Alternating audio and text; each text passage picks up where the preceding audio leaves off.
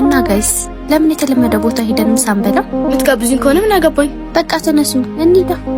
ቃልዬ እየመጣች ነውና እሷን ጠብቀን አብረን እንሄዳለን።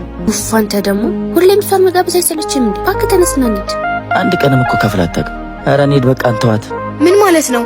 ቃልዬን ጥለን ብላ እያላችሁ ነው? ኦሆ ሚጡዬ አንቺ ማይገባሽ ብዙ ነገር አለ ማለት ቃልዬ ያደረገችላችሁ ነገር ረሳችሁት ነው?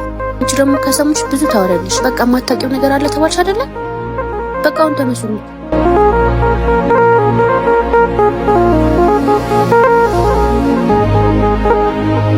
ቃልዬ አንቺ እንዳሰብሽው አይደለም። አዎ አንቺ እንዳሰብሽው አይደለም።